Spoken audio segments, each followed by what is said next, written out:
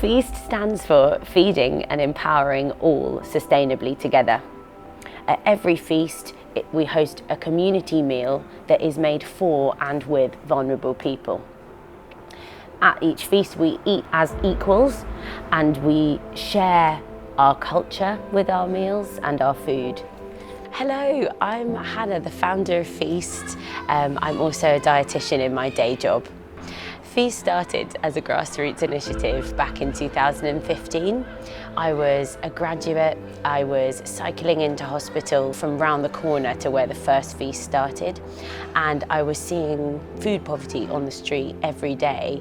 And my job at work was to help people with malnutrition, and I could see that the work I was doing wasn't affecting the people who need it the most.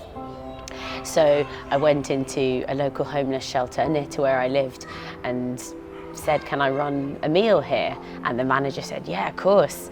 Let's call it FEAST, see you next week. So I thought, right, I better do something about this.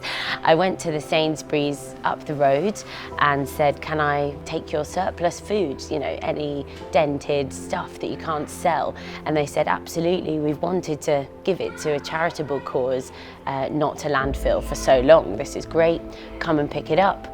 And so it began, and the residents at the local hostel were really delighted. It was a nice family feel that they don't really get in other aspects of their care and their experience at the hostel.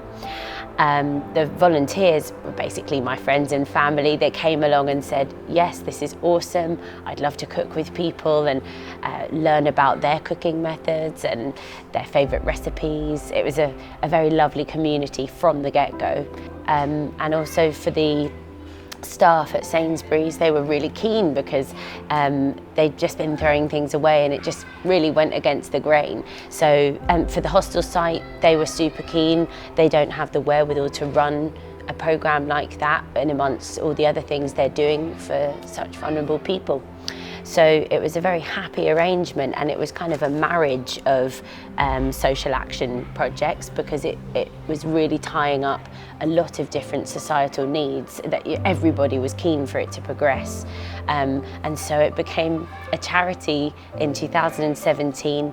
It grew into 3 hostels weekly, each one.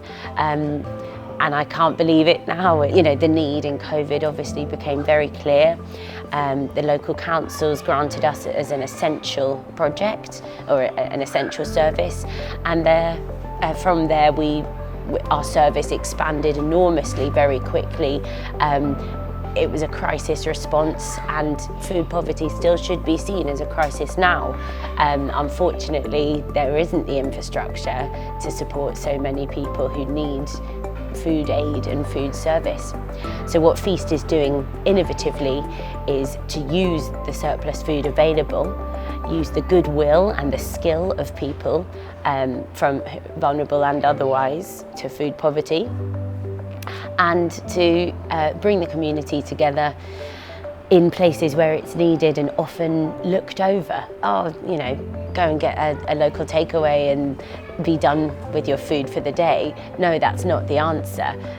It's really about empowering people to be involved in their food journey, where it's so often missed.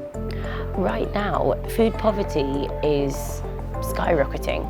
We've seen people coming through a broken food system without strong food leadership and policy.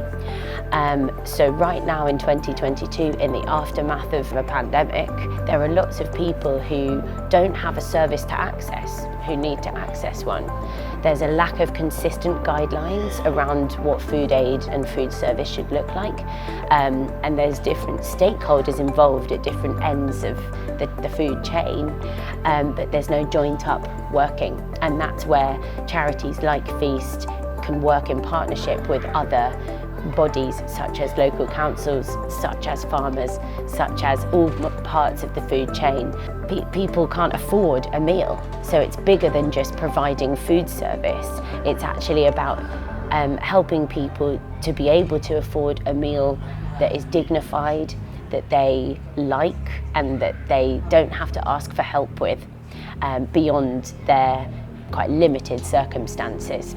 So it's really about a wider governmental, societal effort, all in partnership to resolve this problem, to give people the dignity that they deserve with their food and nutrition. The future of Feast is that there is no need for Feast or charities like us. One day I hope that food poverty won't be an issue that needs to be addressed. As part of our new programming, we're hoping to provide tools, practical, educational, informative resources that can help people to utilise the surplus that they have, or the small kitchen that they might have, or and be able to make meals that they enjoy without needing to depend on other services or people to be able to make their food that they enjoy. The next steps for Feast are to be able to empower individuals to care about their nutrition, to utilise the skills that they have in their kitchen or in their space where they can cook something, and give people the skills to do it by themselves without needing to depend on a service.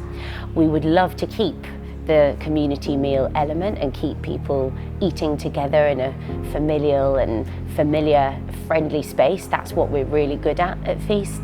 But then to grow Feast, it would be to help people not to have to depend on that community meal. I've seen Feast grow over the years, and an incredible number of dedicated, kind-hearted, compassionate, competent volunteers have come through. The staff team are incredible and have run it and held it all together in amidst chaos and fluctuation and difficult, challenging times.